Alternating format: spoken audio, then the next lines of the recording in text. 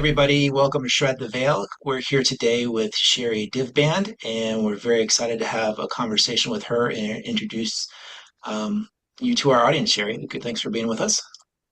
Yeah, thanks for having me, both of you. It's really nice to talk to you and be on your channel. Thanks for inviting me on. And so we know you are an author. You started your own, what is it, Aramis Creative Learning Center Foundation kind of thing. You can tell us more Yep. about that. But and then you work with psychic children, and you also do soul readings for adults. So maybe expand on all of those topics if you don't mind, just to get us started, so we can kind of get into your world and see what it is you do. Yeah, that's it's a lot of it's a lot of different things. Um, I guess the easiest way to explain it is in sequential order of how I got into it, because it kind of one led to the other.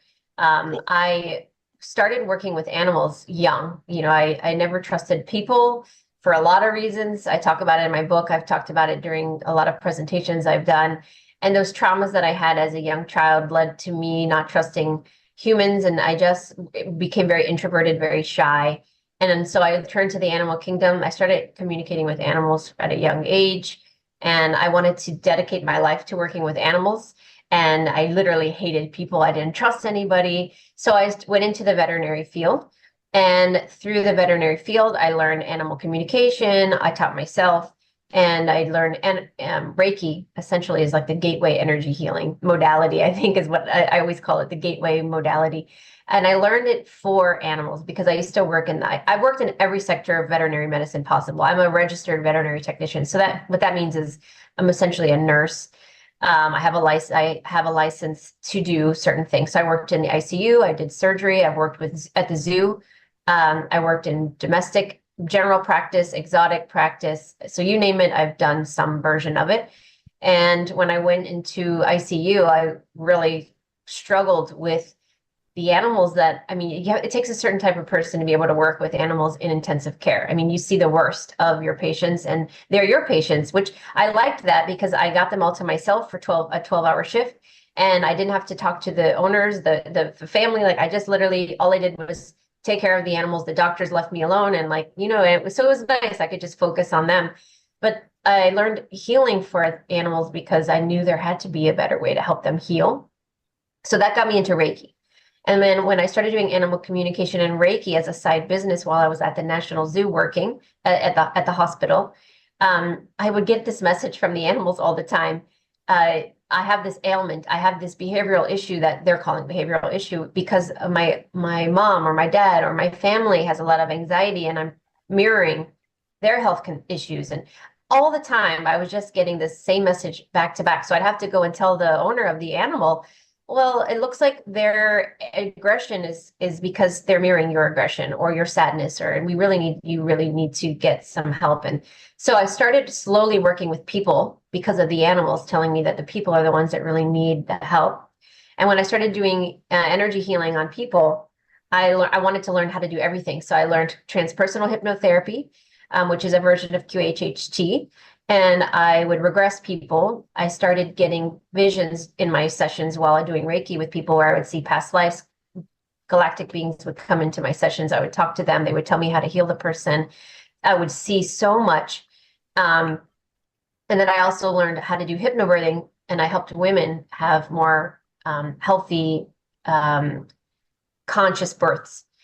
So all of it tied in together because that's how I started working with children through the parents. So everything from the animals to working with people and opening up my heart to people and allowing myself to be vulnerable while working with people. And there's a lot of there's so much more to the story. I'm just giving you the very brief version of it. My path was led one by one until now. Basically, I do a little bit of everything. So I do soul readings for people that encompass communicating with their higher self, helping them figure out why they're here in this life based on past lives or parallel lifetimes that they're having at the exact same time, that is contributing and or blocking this life, to help them figure out their path. Where are they connected to? What other planets, like where are they coming from? What other planets are they connected to? People always say, where am I from? But no one's actually from any particular planet. That's a misconception.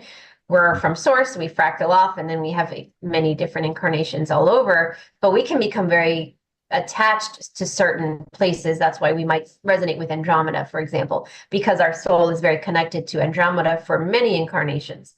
So I try to figure that out. I don't figure that out. I look at that pathway for the client, and it helps them a lot. It really, I like to think that I'm the catalyst to help empower people to figure out all the little pieces and put them together and help them understand who they are, why they are the way they are, and it helps them figure out a plan to move forward. And it helps people a lot. It really empowers people to look at everything from a different perspective. I also, at the same time, do animal communication sessions for clients to help them communicate with their animal. I've written, I'm writing my fifth book right now, so I have four published. I have 10 children's books published because then I started working with children that were labeled. And I started going down this advocacy path of helping advocate for children who are grossly mislabeled, who are misunderstood. And then I started going into New Earth children, and then I had a flood for years of children coming to me through client sessions. And I coach and work with psychic children, labeled children, children that are struggling with their abilities because they're different than the previous generations of children. I help the parents navigate those challenges. And through all of that, I opened Aramis Creative Learning Center, which is right now currently a virtual online platform, but what I envision it to be the future of education. So it's conscious education for children where they are the architects of their education. And it's night and day different from what we see. So we've been doing that for about 5 years. We offer classes every month for the past 5 years. Anything you can imagine, esoteric, metaphysical, energy-based, mindfulness, we've taught. Hundreds and hundreds of subjects, different variations of it for all ages and the parents. And we moved to Florida, my family and I moved to Florida a couple years ago with the intention of opening the first physical center. So that's what we're working on towards right now, is opening up the first physical space that will lead to hopefully many more spaces in different states and internationally. So that's a kind of an overview. Very Wow, cool. Yeah, very neat. I So a much. few things that stood out to me that I just like to elaborate on. When you talk about animal communication, what does that actually look like? At what level are you communicating with the animals when you say that? I love that question, Daniel, because a lot of people think communicating with animals means that you, like the movie Dr. Dolittle, where you're literally sitting face to face having a conversation. And I think that's why most people think that they can't communicate with their animal, because they think it has to be that way. And the same goes for communicating with guides and angels. People think they're going to appear in your room in the third dimension and you converse with them like they show in movies. And that's actually so far from the truth. That's not, most of the time, that's not how it happens. So when I connect with an animal, I raise my vibration to a point where now I am projected out of this 3D and I communicate with the soul of the animal. So I'm not communicating with the dog in the 3D sense where we're having a conversation.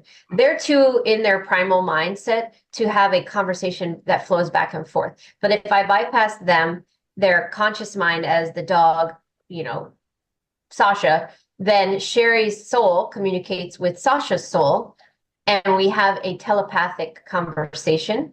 And that's where I'm able to receive information. So I don't need to even be in the presence of the animal. I will connect to them in the astral, basically, in a telepathic way. And that's how I communicate. Same with how I communicate with guides, galactic beings, angels, anything like that.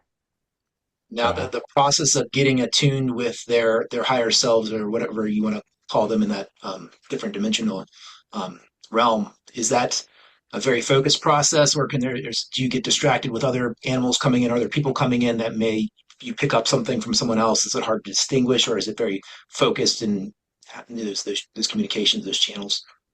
I think that process could be and likely is different for anybody you ask that question to. For me, because I've been doing it for so long and I'm so used to and attuned to the frequency of the animal kingdom from a very young age, it's effortless for me to do it at any time. I could be in a crowded mall and I can communicate with an animal with millions of people walking by, and I am not distracted at all.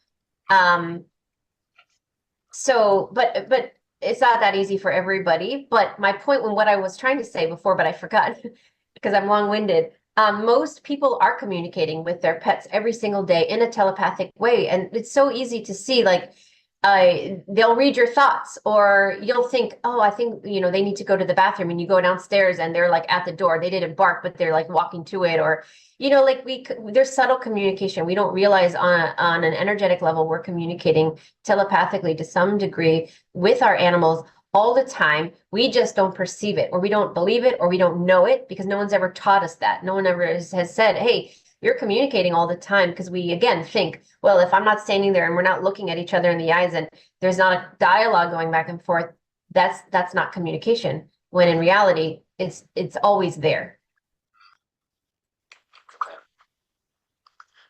Um, with with that gift, that intuitive ability to do this, and you going to the school now for the children with this, if they have psychic abilities, is that, and you said you teach a lot of different courses. Do you actually help develop those abilities with the children who have that gift, or is that one of the things you focus on? Yeah, absolutely. Because the thing is, the younger we are, the more active our innate abilities are. So I never say anything 100% with certainty, because there are always variations, but a majority of people are born with this illuminated spectrum of light that they come through, and they're very open. The pineal gland is open for the most part. They are very multidimensional, especially, I mean, speaking now, it's exponential. But even when I was born in the 80s, and even, my mom's generation and previous generations, there's always that life spark there. It's always a potential. But when you're born into a 3D, and you interact, or you're bombarded with what I refer to as 3D interference, which is an array of a spectrum of distractions, distorted frequencies, and all the obvious things. Our vibrations start, and that illumination starts to kind of dwindle down, and our light dims. And then traumas, and then, of course, the programming, and all of the things where we're narrowed into this one mind thinking kind of reality where everybody needs to funnel in and be the same. The previous generations lost it much sooner.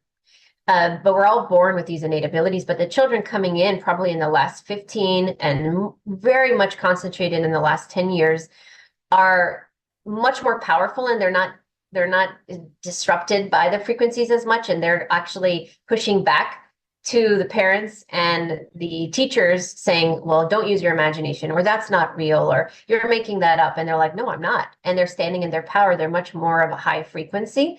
And they're perceived by the outside world and those that are embedded in that programming as they're bad children. They're disrespectful. They need a spanking. I've heard it all.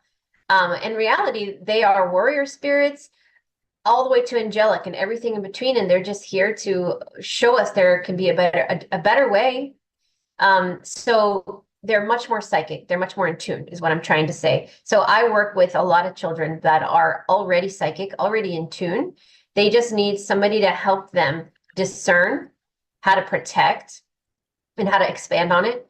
And it's not just me. I mean, I have we don't call them teachers. We don't call it school. We're trying to change the language. So our mentors help teach a lot of things. Like, one of our mentors loves to teach children remote viewing and extraterrestrial civilizations, and like opening up their whole world to that. And they love it and they adore it, and they're really good at it. They're natural at it.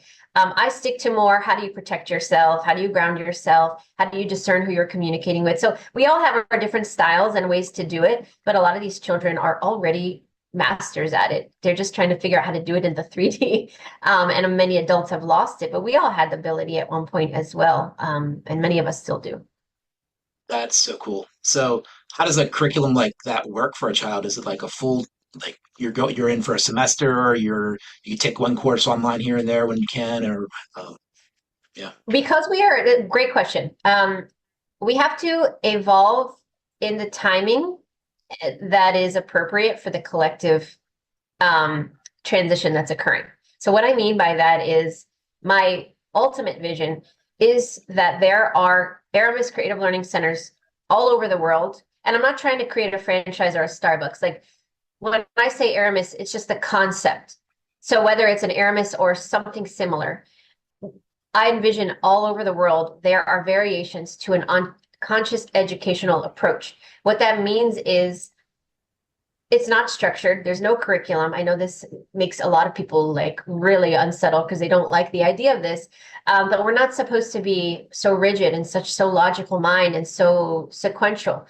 It needs to be organic, it needs to be fluid, and it needs to be passion based. So our model is let the children decide what it is that they want to learn, and how often they learn or how much they learn each day really should be a family decision, not the government. So they could come in for a few classes a day, once a week, twice a week, 5 days a week. It's really up to them. And so what I have now is just extracurricular.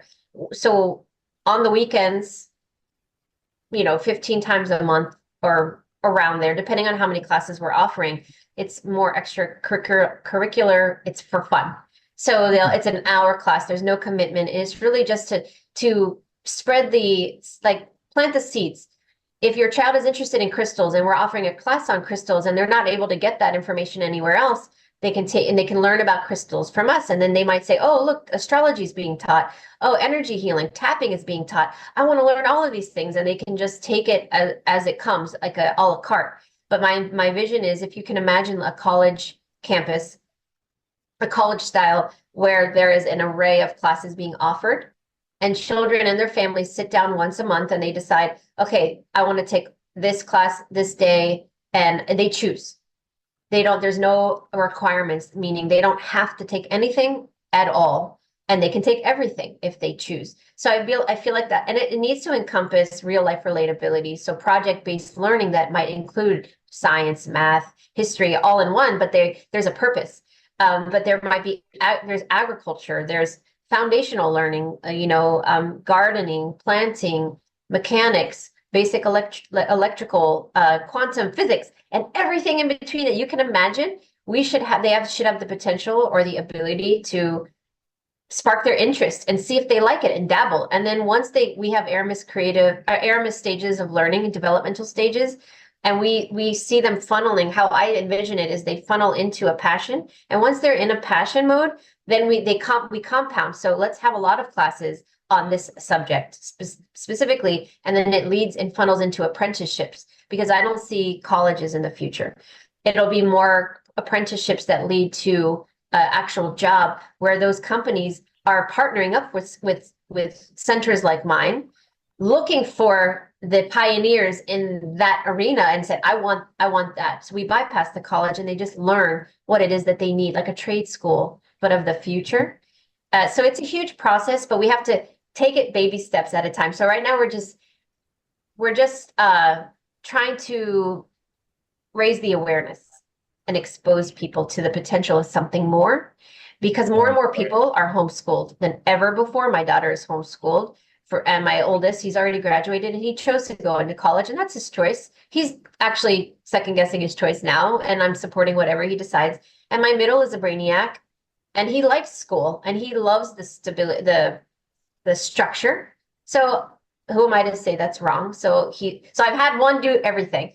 But more and more people are homeschooling because they are identifying the fact that curriculum-based learning is more about programming and indoctrination, and they don't want their children to go through that assembly line anymore. They want something better. So parents are taking their children out and they're looking for something, and they're hungry for something more. And I'm trying to fill that void, at least be part of it. I'm just one person. There are many doing the same thing, but that's just my contribution is, what can we do to provide something better that is ever changing, though? Because I don't believe in rigidity. That's why I don't like curriculum. It should be evolving as we go. So there isn't anything set in stone. It's more, well, let's see. It's fluid. It's changeable. Nothing has to be a certain way. Yeah, I love that vision you have. That's awesome, and I really like the passion-based learning concept. That's something with my son right now. We're trying to find, what is he passionate about? We're trying to expose him to all these different things and find, what's really he latches on to and he likes. And yeah, it's hard to put structure around that. So having that fluidity and that adjustment Yeah. of it, well, that's awesome. I think that's amazing. Yeah, very Thank cool. you. And Sherry, you were saying that it's more, for now anyway, it's more the way in is kind of like as an extracurricular program where it's however much time they want to get involved, But I guess early on, that's perfect way to do it, so they can get used to the idea and the way you teach. But I think that's a great balance to have, because most kids are going to have some kind of normal education and structure as they go. But early on, if they understand that there's these things that you can be passionate about and find what you really love to do, I think that's great. And to learn have a new way of learning early on is really, really neat, really good idea. Yeah, and it's all about exposing them to the potential of what else can you be learning other than the same thing that's been taught for like 150 years. Like it's the same curriculum, nothing's changed. The kids are reading the same books that I read and my parents read. So Right. how can we expand? How can we spark? There's no wonder so many children in the age group that are just graduating or have graduated within the last 5 years that feel completely lost and have no desire, and there's nothing that calls to them. Why is that? Because they have been funneled into a certain group of categories and they have to choose from those. And if they don't find anything that they like, they're not normal and they're kind of the outcasts of society. And then they feel bad about themselves. Their families don't know what to do with them because now they feel they don't have any drive or motivation or passion because they weren't exposed to anything else but these specific parameters that are given to our children in school. And that has to change. And that's my focus is let me expose them to other things and what else is possible because things are going to change. We've got a lot of pioneers and entrepreneurs that are of the teen and young adult age group that are just dying to do something different. And they're like on the front lines of this next shift because they are going to be the ones to start a whole new demographic of potentials. And it's Yeah. great that you're saying let society get out, the current society we're in, and the parents get out of the way, because there's so much generational stuff too. And I know you've gone into that as well, that it's kind of holds them back at first, or if you don't realize how to get that blockage out, or get resolve whatever that could be there, like from other even past lives and things. I guess if you're able to tap into that early on, that's a big deal. I'm sure that's a crucial step Save you a to lot of wasted time in your life doing things you don't want to do. That's for sure. yeah.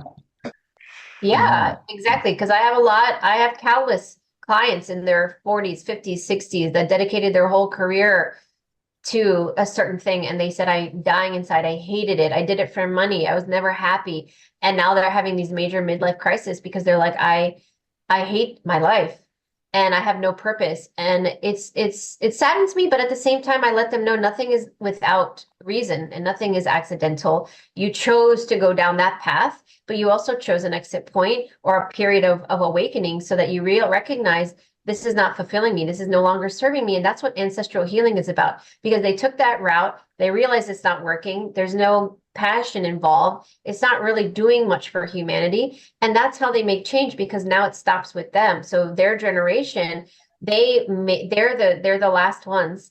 And they just their co-creative mind of what else is possible? What is the potential? What else could I do?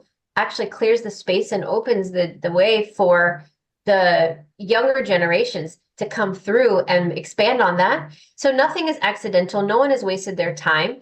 They planned to come in and stop at 40, 50, 60, 70. We all have our process and the times we've chosen to awaken is purposeful. That's our divine plan. And our children are coming in right now. And I think this is happening every generation. It takes many generations, and I believe Dolores Cannon touched upon this as well. Change takes generations. So Yeah. imagine as a soul group being in Andromeda or the Pleiades or wherever. It doesn't matter where you are. It could be from Earthbound.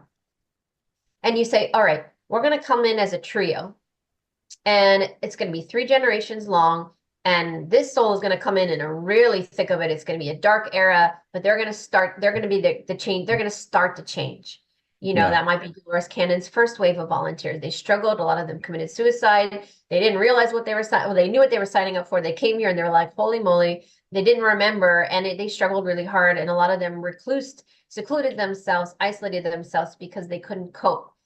And they struggled a lot. But then what they did is they shook things up and they made way for the next generation to come through. So that next soul member is like, all right, I'll come in next as your child, let's say, or whatever. And now they've broken it up. And now this person's starting from a different vantage point and they're going to do their best through trial and error, and they're going to make an impact somehow. And then now they're going to loosen things up. And now the next person, the next wave comes in, and they're starting from another vantage point. So you see slowly you chip away at that big iceberg. And then now that's where we are right now. The new earth children, the children coming, the children that I work with, they are exponentially so much more different, and they're here to help us heal. So each generation heals a little bit of the last, and then they make room for the next. It's a beautiful synchronistic process, but right now I think it's probably more than it's ever been before, as Yeah. far as like what we've been able to accomplish collectively. Everything You can happens right definitely. on time, that divine planning, as you mentioned, yeah. Which kind of leads me to something I definitely wanted to talk to you about, which is soul contracts and how we kind of what you started to talk about with the generational agreements. Hey, we're going to come in this soul group and we're going to do this series of events throughout these generations to make pave a way for something to happen. What is that considered a soul contract, or what does that actually entail when you talk about a soul contract? Yeah, good question. I love the topic of soul contracts because I think there's so much ambiguity to it, and a lot of questions arise with the notion of soul contract and what it means. A lot of people don't like the word soul contract simply because of the word contract, which I get that. But for 3D purposes of us just understanding the concept, it's a contract, it's an agreement. So everybody in our life agrees to come into our life for certain purposes to help us, to trigger us. So there are antagonists. So there are people we have soul contracts with that come in and push us out of our comfort zone to really stir things up and to piss us off. But the problem is we know that from out in the astral, we come in the physical, and then we resent the person for it, and we end up hating them as a result of it when we don't realize they came in willingly to push so that we would be activated in some way. But because of the a million reasons, 3D interference, emotions of being a human, and traumas that compound, sometimes the antagonists can be they can amplify their job, and they do it a little too well. And they have compounded traumas, and they project. So they might be a little bit too, they might take it too far. The person receiving the lesson might not perceive it as a lesson because they might have compounded trauma. So we don't always foresee when we come in here, when we're in this melting pot of possibilities and potential and free will, what is the starting point for this person who's meant to receive the trauma, and where is the starting point of the person giving the trauma based on everything that's happened in their lives up until that point. It could be compounded and exponentially it can mess things up. It gets very So, convoluted and very complicated, but I don't believe that anybody comes into our lives without a soul, a divine purpose to teach us something. And it could be good. It's not always bad. They can show us unconditional love. They can show us the love we've never received. They can teach us something. They can be mentors, and the relationships can be brief and they can be long term. Contract with your spouse or your parent, long term. Contracts with our children, long term. Contracts with somebody that we might have a work assignment with for a couple weeks or a month or a couple of years, short term, but we affected them in a positive way. We learned something from them, they learned something from us. So it's all about an exchange of energy that equates to an experience. But the thing about quantum entanglement that people don't recognize, this is how we're all connected. It's not just like, let's hold hands, we're all brothers and sisters. People don't resonate with that because we're so pent up with anger and resentment and non-forgiveness that we're like, oh, I hate that person, because we're looking at the physical person. But when you think about quantum entanglement, is what I just mentioned. Every lesson that I learned throughout my life, every lesson that Derek and Daniel learned throughout their life, funnels into the collective consciousness of all that is, all the knowledge, all the wisdom, and we can all learn from the trials, the tribulations, the good, the bad, the indifferent, everything in between. It all gets funneled up. So all of our lives matter. Every good and bad experience that I have throughout this life and the many others, and you guys and everyone watching this video, ultimately at the end of the day goes into this pot of expansive knowingness, and we all have the potential to tap in and learn from it. So instead of looking at everybody else as the enemy, look at them as, oh, bless your soul. You've probably been through so many things, and I'm so happy to have met your acquaintance. I'm happy to be in this reality with you because I see you. I see beyond you. That's why that statement is so powerful, because I don't see Daniel and Derek. I see your soul. I see beyond you. I see your struggle. See your triumphs. So that's where that quantum entanglement, so we're all connected. So the Mhm. notion of non-forgiveness and hate and judgment is such a 3D concept. They want us to hate each other. They want to divide and separate us in this reality. So we forget that unity consciousness. And that is what this ascension is about. That's what the spiritual war is about, deconstructing the programming so we don't look at each other as, oh my God, you like this president and you're on this side and you like this sports team and you're this race and you're this gender. So it's all about division, hate, hate, hate. Something is going to separate us because I'm on one side of the fence and you're on the other. It doesn't matter. You could be a vegetarian versus a meat eater. It doesn't matter. It's if you're choosing some side or the other, that creates division. And that is what they want, that concept. That's how we stay divided. So this whole notion of an ascension is we are like, no, no, no, no, no. I'm not going to fall for that anymore. I'm not going to look at Daniel as the enemy anymore, even though he did something horrible to me, because I'm going to forgive his soul. I may not forgive Daniel. I might still be a little upset about it, but I'm going to move on. I'm going to disconnect myself from it. And I'm going to free myself and him from this entanglement that we have together, this negative entanglement, and we move forward and I forgive the soul of the person. It's very complicated. Does that make sense? How I've explained it? That Yeah. makes sense.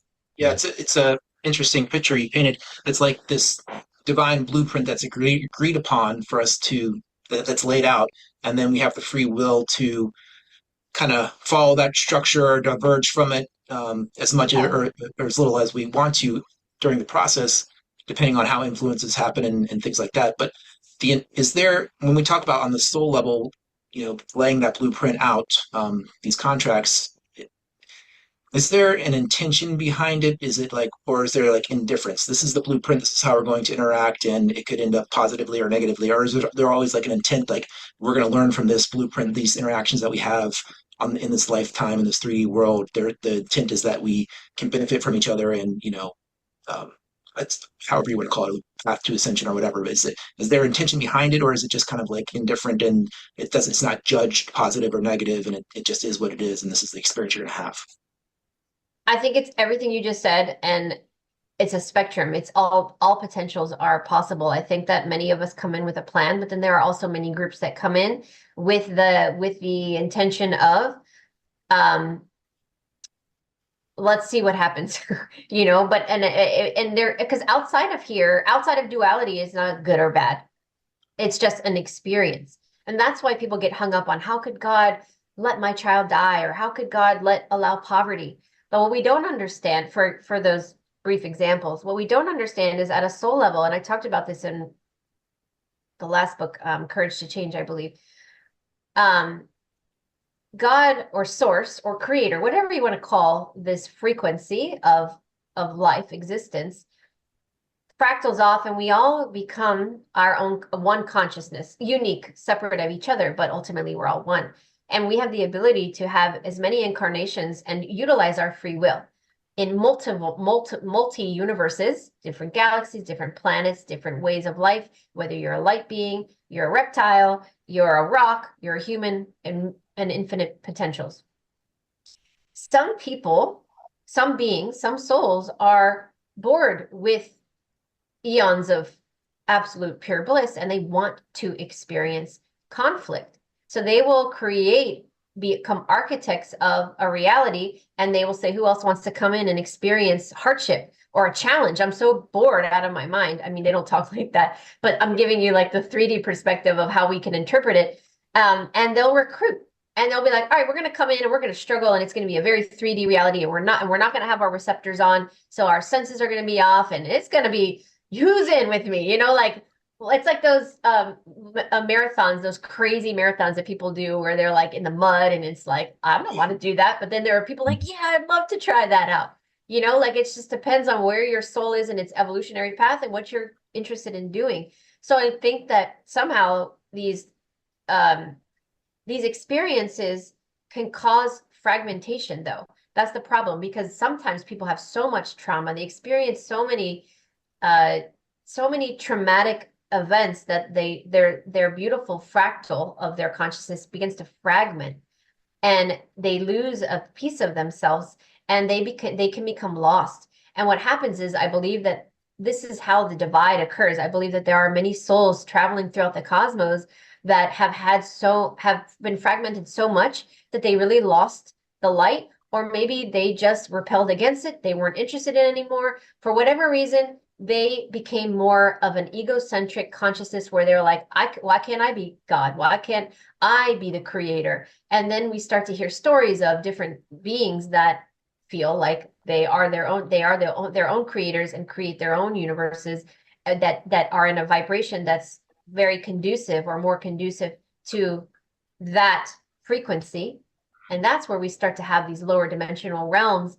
And I believe 3D Earth, this aspect of Earth, Mother Gaia, a fragment of it was pulled down. And this experience that we're having is in that lower frequency. And that's why we have so many gatekeepers, so many guardians of the 3D that are perceived to be these negative beings, reptilians, Draco, whatever words you want to use. They're AI, all sorts of extraterrestrial and interterrestrial lower dimensional beings, and energetic demonics. And I mean, it's infinite. The list goes on. But they're doing everything they can because this is the world that they have created for themselves, and they want to keep it this way. So souls, volunteers, will come in to this reality to help at least save the ones that got trapped here. And that's where we are in this ascension. And that's why God isn't letting your child die. But if your soul volunteers and said, I'm going to come in and I'm going to try to make a change, I'm going to try to make things different, I'm going to elevate the frequency. And when we have many, you can see that that's happening right now. It's actually creating change, and it is breaking down the 3D. But imagine all those people who came in, souls that came in the beginning and maybe died as a result of that. And it was traumatic, but they volunteered because they're selfless and high vibrational souls. They want to help. They want to help save everybody that's trapped here, that somehow landed here at some point or agreed to come and then got trapped here. So Yeah. I don't even know if I answered your question. I just went off on a long I think it abbreviated. was I think it Yeah, was great. that was excellent. Yeah, yeah. Thank you. And I want people to maybe consider everything you said because it's so powerful. The fact that, well, for one, to even understand and really contemplate what you're saying is like, you can't be afraid of death anymore. I think that's the one thing that people are starting to finally wake up and see. And what you just said about these souls coming in and not being afraid, they're just coming in from a higher vibration. They don't understand death and hate and all these things. So they're just here to say, well, I'll help. If this helps, I'll do it. I'll jump in. I might only be here for a few seconds, but if it's going to help the situation, let's do it. So people need to see that and grasp that and know that we are infinite beings and we have so much potential to us. But there's so many influences of the dark, especially now, that have come and caused a lot of this, distraction and disruption and darkness. But it's and whether you want to call it, whether they're extraterrestrial, interdimensional, or spiritual or angelic realms, it's all of the above. And so people need to realize that, and the influences that other people, even the really darkest of people that we see, are obviously influenced by these other realms. And that's a big thing for people to see and to realize how much of a spiritual war it is, and truly is. I mean, it must be, it can't be anything but that, it seems, like this, from what we've been seeing. So yeah, this is important. And the only, I just Yeah, want go to ahead. say real quick, this is just like the very tip of the iceberg too. Like, I just want to be clear. I only know what I know because I've learned things through my sessions with people. I'm not a researcher. I don't sit there and pretend to know things that I don't know. If I don't know it, I'm like, I don't know it. And I just want people, this is the most important time in our history, I think human history, to use Mhm. discernment, because there are a lot of people out there trying to give their version of the story of exactly what I just said, to explain it how they know it. And Mhm. anybody that is like, this is the ultimate truth. This is absolute. There is no gray area. We Yeah. need to be suspicious of that, because even what I've told you, is my understanding, my perception of how it's been explained to me many times through my sessions. But I think, again, it only funnels through our brain and our ability to conceptualize the expansiveness of this convoluted structure that we find ourselves in, this reality. It's so much more complicated. And there's a pie graph that I love. It says, like, a sliver of it is things I don't know, and then a little bit of a sliver that says things I do know, and then the rest of it is things I don't know that I don't know. It's something Yeah. like that. And Yeah, I think that exactly. is exactly where we are. Like, how I just explained it might give people enough to be like, okay, that makes sense, it resonates, and they're okay with kind of that overall resonance of concept. But it's bigger and more expansive than I even, like, we can even imagine. This is just a way for Yes. us to explain so that we can, like, get it a little bit. I just want to be clear, like, it's not the only way, and just be careful of anybody out there saying this is my way, it has to be this way, and don't listen to anybody else. Like, those are red flags. So just be careful when you hear those interpretations. Very good point. Yeah. We try to do that. We try to at least tell people that as well. It's a huge Yeah. thing to understand. The only random question I had, because I've heard you talk about it, is NPC, not like, is that non-player character? Is that right? Yeah. I'm just kind of curious, how do they fit into this equation, right? Like, of what's going on? Yeah. Well, just like everything, there is not one explanation. So there are let's talk about the levels of NPC. So NPC, why we call it non-player character, is because the soul of the person isn't, the authentic soul of the person, I should call it, isn't present. So let's talk about a human, someone that you might know that you're like, oh my God, I don't think they're there anymore. That's a version of an NPC. What that means is that, let's say a person goes throughout their life and they are severely, their dad was abusive, alcoholic, their mom was just, numb and just not present. I mean, I say this because I can't tell you how many times I've heard that. It's Mhm. too common.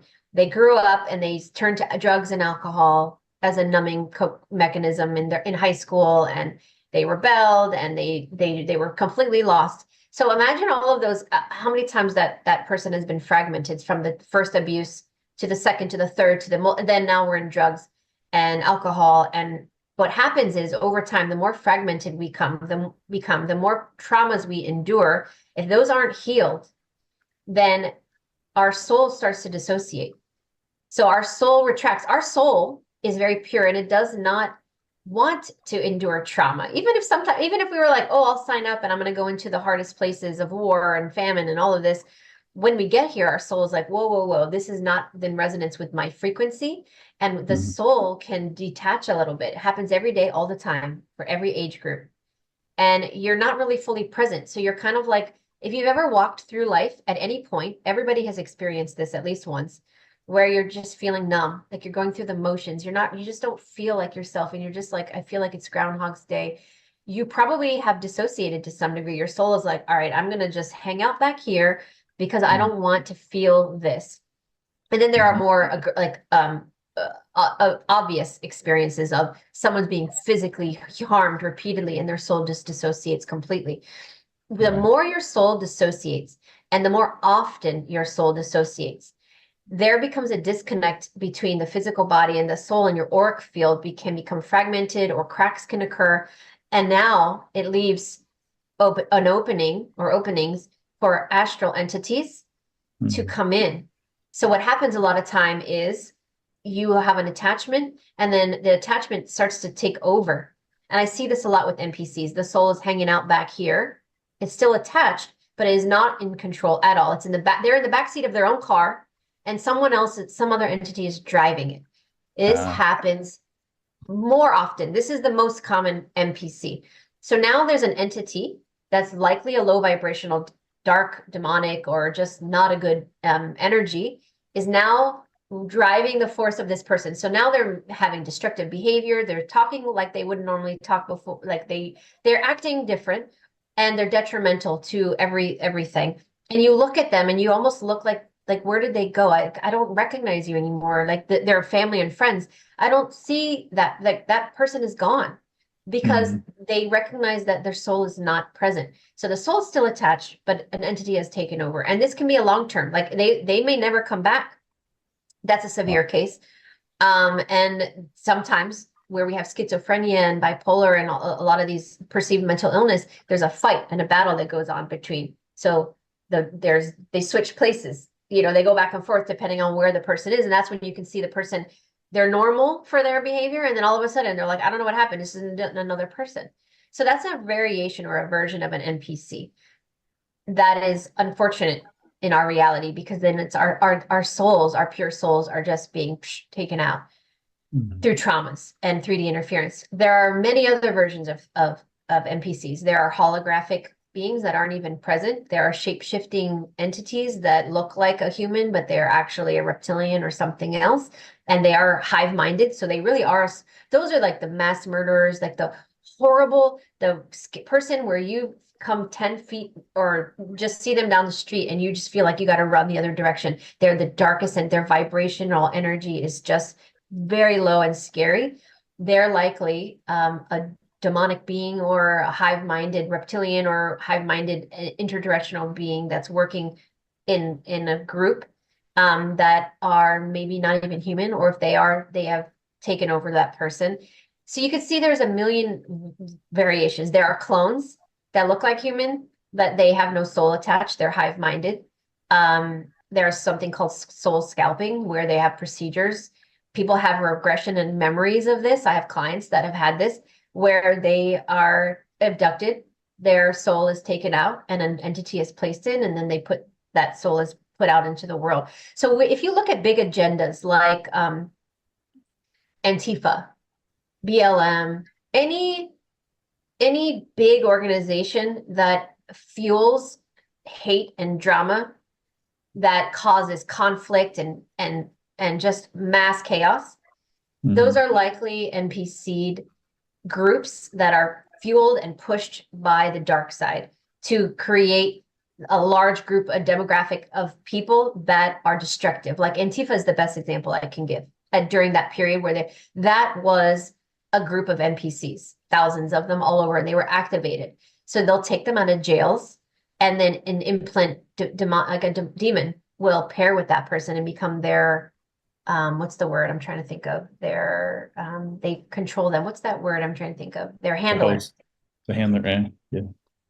So this conversation could be a whole other interview. So Yeah. you see how complicated it gets. It's not just one Yeah. thing.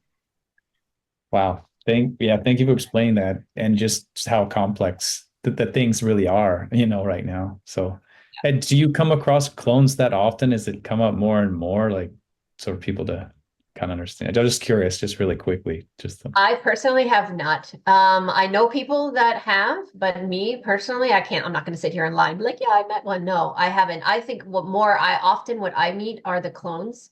I've met people, I'm sorry, that are the NPCs, that are the souls that are detached, that I can tell. Um, and I have met quite a few where I know they were shapeshifters, and I was very terrified of them. And I literally I wouldn't even be in their presence. I knew that they were something other than what they were showing. Hmm. I've encountered quite a bit, but I can't lie and say I've ever encountered a clone. But I do know they're real. But I haven't met one. Yeah. Not that I know of. Anyways, I'm like, Right, right. For those NPCs where the soul is kind of detached, is there a means of restoring it to like closing that separation? Um, yeah. absolutely. Yeah, absolutely. There's no lost hope for them, of course. So it's all about their free will and how far gone they are. And also, I mean, I've connected with souls that are like, I'm not coming back. I hate it here. And there's two, and they're actually exercising their free will, and they're like, I don't care. I'll just wait till this host dies, and I can be free. But those are usually very traumatized being souls that have been in this 3D wheel of reincarnation and have just had lifetime after lifetime of struggle, and they're just like, I'm over it, and I just don't care. And that generally occurs in areas of a lot of poverty, dis-ease, like that generally occurs in lower income type of areas where they've had lifetimes of just enslavement, and they just don't care anymore. They're just they don't have the fight in them, unfortunately. Right. That just sparked an interesting concept that you just described, where I always think of free will. We think about our free will as incarnated 3D beings, but our souls on another plane, the astral plane, also have their own free will to, as we are playing out Yeah. our lives. Yeah, at the same time, there's more stuff happening on a soul level that we're obviously not aware of, but um, could Yeah. impact how things happen for us here 3D wise, right? It's like Yeah, and two. that's why we have walk-ins. Because Mhm. the soul might be sending out an SOS and saying, I signed up for this, I can't do it, I can't do it, I'm going to kill myself if you don't, like, if we, like, obviously they're having these conversations are being had on a higher level that the Right. person themselves may not perceive, but in dream state, in the higher consciousness, the higher self is like, they're not doing well and we need to do something quick, otherwise they are going to commit suicide or have destructive behavior, something. And if it's in a situation where that person, the role that that person is playing in their lifetime is significant and really important, let's say they're meant to have a child that is meant to do something really big or invent something or be part of something, and they can't, like, it would really mess things up if they didn't finish their commitment. um then they'll have a walk-in where some other soul in their soul network will say, okay, I'll volunteer, I'm going to come in and you're going to come out, and I'll finish this for you. And then they'll be imprinted with all their memories. But then most people are like, all right, they know it. That's another NPC. That's another form of misconceived NPC, by the way. Their personality will change, and suddenly Mhm. they might be vegetarian, or they might be completely different person. They can't help it because their soul is, they're just being who they are, and they're gonna, people will think, oh well, they're something's wrong with them, it's an NPC, but in reality it's a walk-in. That really helps explain things. I think walk-ins was one of the hardest things for me to understand as a kid, reading this stuff, reading material like that. And I'm like, really? A walk-in? Is that possible? But it makes sense now, especially if it's your higher self saying, yeah, this is such an important mission you're on. You have to Yeah. fulfill this. That makes sense. Yeah. And the Yeah. same thing for miraculous, like miracles, where a family, my husband, when he was a young boy, him and his parents and him and his brother drove off accidentally, drove off a mountain in Iran. And it was hundreds of feet. I mean, they should have died. But by the grace of God, their car happened to land on like this tiniest little ledge. I mean, it was they had a life purpose. All of them had something to do, and the universe intervened. Their angels made sure that they didn't die. And it happens Mhm. all the time where you're just like, I don't know how this person possibly lived through that. Instead of a walk-in, this is a miracle where it occurs because you can't die. Like, you know what I mean? They're telling you, no, no, no, you can't die. We'll save you. Even though you just flew 100 feet off a motorcycle without a helmet, you still survived because you're here for a reason. So that will also occur. So there's a lot there. We do get a lot of help from the angelic realm and our guides, if our soul mission is really, really significant. And that's not to say that those that die, oh well, didn't matter. That's not, I'm not saying that either. But sometimes the mission is just too important that we can't lose them. Yeah. Yeah, interesting. Um, I'm curious, talking about souls, and you're talking about initially we're all, fractals of God. And when you talk to someone's higher self or someone's guides, when you're doing these soul readings, um, are these soul entities aware of, um, is there a veil kind of like there is between us and them on the next level? Like they're not aware of that they're fractals of a higher being, or are they attuned with like one source creator everything, and or is there another layers to this deception that we have as far as being separate entities and things like that? Or That you know what I is mean? such an interesting concept, Daniel, and I've never been asked that before. And I can honestly say I have never met, I have to think about it for a second. I don't think I've ever met or communicated with a higher self that was not aware of all of their lives or their core mission, or that was disconnected. The only thing I can think of is when I have communicated with those in the samsara wheel of reincarnation, meaning the ones that have been trapped here and have had lifetimes of just they're being recycled through just trauma, trauma, trauma, death, trauma, death, trauma, death. Their souls go into. I talked about this at the last conference I did. The void. They go into there's different variations of the void, but the void, there's a dark void. That's where they hold souls that are waiting for their next lifetime that they need them for. That doesn't exist anymore. The void is no longer functioning. But sometimes there's a fragment of the higher self that like the soul that gets stuck in there, and that loses communication with the rest of the oversoul network. Does that make sense? So there's a fragment of their soul in there, and they can't. It's hard. I've been told it's very difficult, if not impossible, for that version of themselves to communicate with the rest of the soul network of their fractals. Does that make sense, or did I just Yeah, confuse you more? no, that makes sense. Yeah, and yeah, that's kind of where I was going. Like, is there like a hierarchy of the fractals from like this one source creator kind of thing, and then the next level that they, I don't know, hierarchy of a higher level soul, having multiple different sub souls, and then of us having multiple lifetimes at the same time based on our, uh, one unique soul. I don't know. Yeah. I think that also has to do with where they're incarnated and how much influence that incarnation has to the collective, right? So if somebody has a beautiful lifetime as a rock in Sirius in the ocean, how much of an impact or how much of a necessity is that lower timeline compared to maybe a timeline they're having in this incarnation as a public speaker? Do you know what I'm saying? So none is better than the other. It's different frequencies, but this is a dominant timeline. Way more souls are affected by what's happening in this timeline than that other incarnation, a timeline that being might be a rock just observing the marine life in Sirius B. So they're both very important, but to the collective, this dominant so in that regard, if we funnel it in the way you're saying, that life, that soul fractal is much more significant and playing a bigger role in the collective knowing and consciousness than this other version, if you look at it that way. And that reminds me of an interview you did, and I forget which one it was, but you mentioned how, yeah, there's always like a dominant timeline, even though all of them are basically happening. There's no time outside of this realm. I mean, in the higher realms, so everything's really happening simultaneously if you look at it that way. And you were saying that there's a dominant timeline.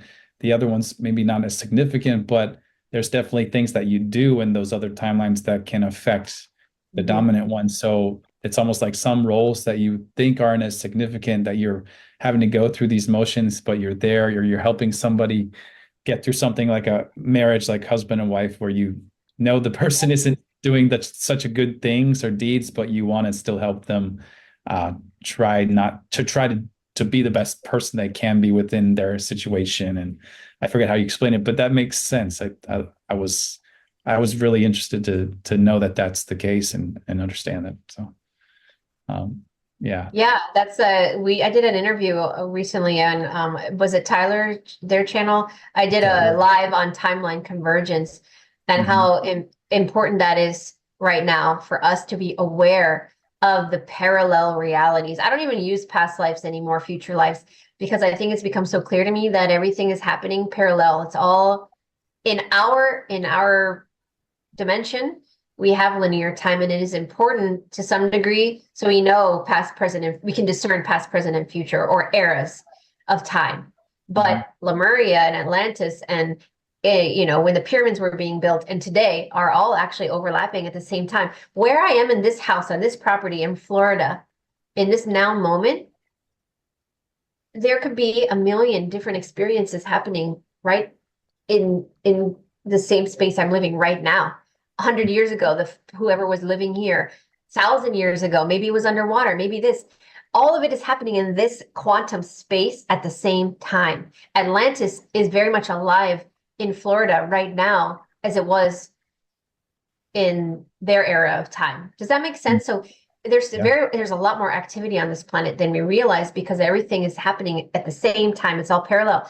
Therefore, if there's a version of me that's an Atlantean being in the same kind of region as I am right now, I'm affecting that version of me is affecting this timeline right now, just as my actions and how I live my life affects that timeline there at the exact same moment. So we are impacting different parallel realities with every decision we make, with everything we do. And this is where it gets complicated, but important, going back to your soul contract question. If I have a husband in this life that is abusive, I don't, this is an example. Let's say I have a horrible, abusive, narcissistic, alcoholic husband in this life. And in Atlantis, he's a king and I'm a queen. This is a very drastic example. And we're having parallel realities as husband and wife, but where somewhere else we are royalty, and I'm a queen and he's a king, and he's the same type of like same person there. I'm the same person there. I'm and here. How I treat him here or the things that I do here affect over there.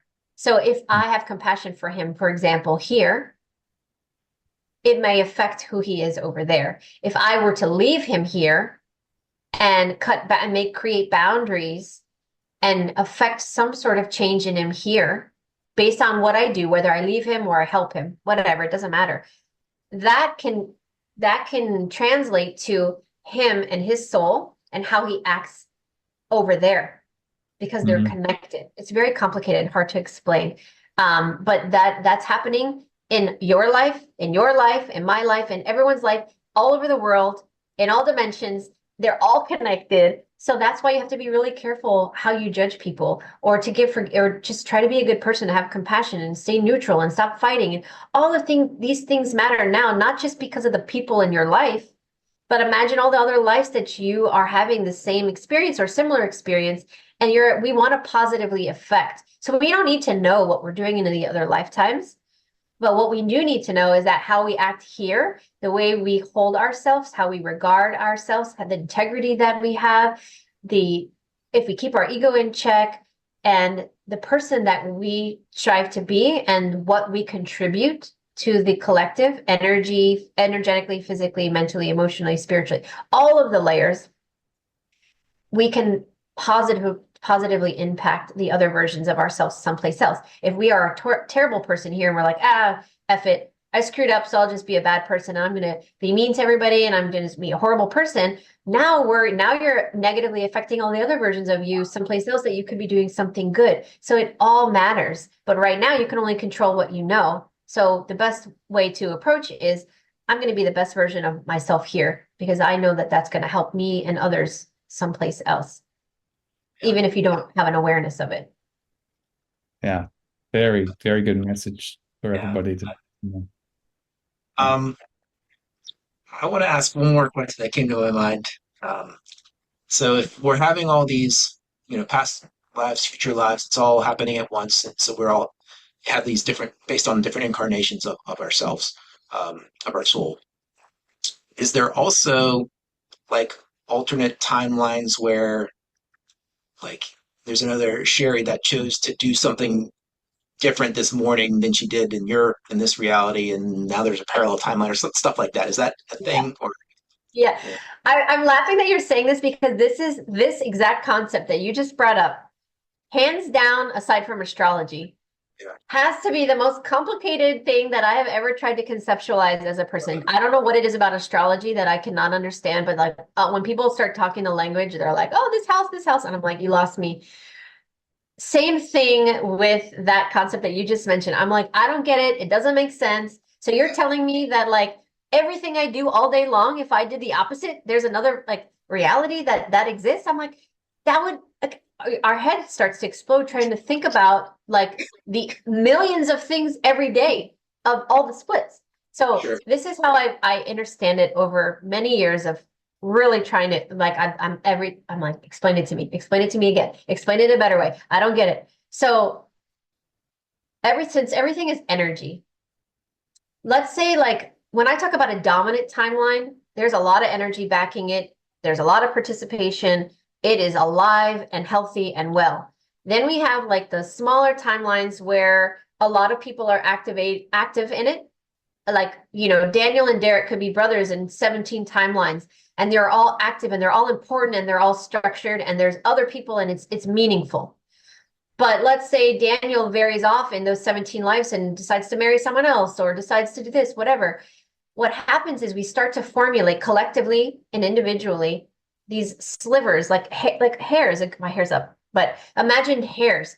So it starts to split and splinter off, and these hairs start to create life and starts to create energy. And what happens is it'll only go so far. That's the thing. So this other reality that you've tried to veer down, where now you've chosen to not marry this woman and then go and live in Australia and be a architect or whatever. You go down that path, but eventually what happens is it fizzles out. It doesn't have any place to go. It's not part of a collective process. So how I envision it is there's all these sparks of potentials, but at some point, just like you're lighting an incense, at one point it gets to a point where the flame is gone and it just fizzles out, and it doesn't really dissolve because light doesn't dissolve, but it transmutes and it reabsorbs back into the collective energy. So I don't know if I'm explaining it well, but it's almost like it's a potential, and it's gone. It's not a potential anymore because there's nothing backing it. It's not part of your free will to experience it to that degree. So it just eventually loses momentum and then it just stops. Wow. Does that make sense? Yeah, definitely. That's the best way I've learned to understand it myself and explain it. You are very good at explaining all this very complex stuff. Yeah, I feel like we could talk to you for hours. I know I could. This is amazing for me. Um, Yeah. but yeah, I think we're running out of time right now. So I do appreciate you being on here, and it was great learning more about you and everything. And I'm so intrigued now to read your books. I definitely will share links to those in this episode in our description. And yeah, what are the names of the books, real quick? I guess so. So the most recent one is Courage to Change the Freedom Movement that came out this year. Last year, Starseeds and the Great Awakening. So those two books are connected. So if anyone's looking for a starting point, I recommend Starseeds and the Great Awakening and Courage to Change. They're like part 1 and part 2, and they're very relevant for today. My first and second book, they're still good, but I feel like we've moved on from those. But it's Intuitive Transformation Evolution is my first book. Second book, Divinely Guided. I feel like the 2 newer ones encompass all of that and more because it's a more mature version of myself. And the book's Divinely Guided Children is a series. So I think there's 10. We're about to publish our newest one, The Chakras. And it's a beautiful dialogue of a group of children that explore and learn different concepts through these. I have a cartoon animation series that I started first, and then we made the book. So there's actually cartoons to match the books. So it's a lot of fun. Yeah, I've seen those. I got to see those books. I think you were kind enough to give Yeah, that's one of them. Yeah. I remember I got this at the conference. Yes, yeah, cool. Yeah. Because we both presented at the conference together. Yeah. Cool. Yeah. Exactly. We definitely would love to have you back in. And you said you give readings, right? And you can do that over Zoom if to people. I do. I give soul readings over Zoom. I think I have 1 session left for the remainder of the year. I apologize. There's only one of me. Yeah. But yeah, I do them over Zoom. And you can find that information on my website at sherridivband.com. Perfect. Yeah. It was so nice to come on today. Thank you guys for having me. This was a lot of fun. If you want to do a part 2, we can come back and we can expand on anything. Yeah. This will probably air after the election, so I don't know what the results are, but I think, hopefully it's divine timing. Either way, it's your message is a great message to have it with all that's happening, and we'd love to have you in the second round and discuss where we are. Yeah. That would be awesome. Thanks for having me, guys. Yeah, thank you so much. This is a lot of fun. Yeah. Thank you. Now, I want you to ask us, what I've told you, is it going to make any difference in your life? You better wake up, better change, get interested, changing your life.